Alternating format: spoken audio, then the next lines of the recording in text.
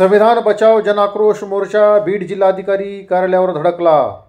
हजारोच्या संख्येने संविधानप्रेमी मोर्चामध्ये सहभागी।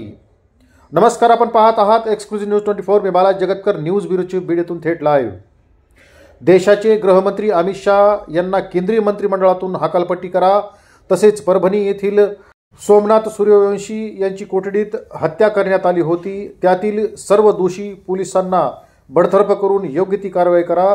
तसेच मसाजोग येथील संतोष देशमुख हत्या प्रकरणातील आरोपींना फाशी द्या, या व इतर मागण्यांसाठी आज संविधानप्रेमी जनतेने डॉक्टर बाबासाहेब आंबेडकर यांच्या पुतळ्यापासून मोर्चाला सुरुवात केली। हा मोर्चा मुख्य बाजारपेठ सुभाष रोड येथून साहित्यरत्न अण्णाभाऊ साठे चौक मार्गे छत्रपती शिवाजी महाराज यांना अभिवादन करत मोर्चेकरी जिल्हाधिकारी कार्यालयावर धडकले। यामध्ये महिलांची संख्या ही लक्षणीय होती।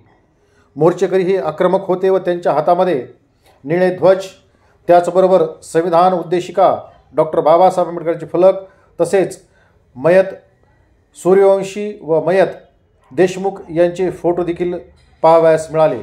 या ठिकाणी केंद्र शासनाचा धिक्कार देखील करण्यात आला। ज्या केंद्र सरकारमध्ये अमित शहा गृहमंत्री म्हणून काम करत आहेत, त्या अमित शहाची हकालपट्टी करा अशा घोषणा या मोर्चेकऱ्यांनी दिल्या।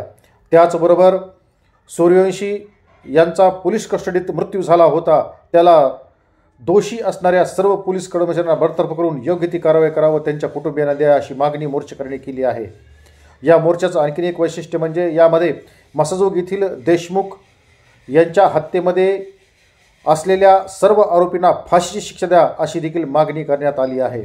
त्याचबरोबर मागासवर्गीयांच्या विविध प्रश्नावरती हा मोर्चा निघाला होता। त्यामध्ये जिल्हाधिकारी यांना निवेदन देण्यात आले व या ठिकाणी मोर्चाचा समारोप झाला। अशाच बातम्या पाहण्यासाठी पाहत रहा एक्सक्लुझिव्ह न्यूज 24। मी बालाजी जगतकर, न्यूज ब्युरोची बीड येथून थेट लाईव्ह।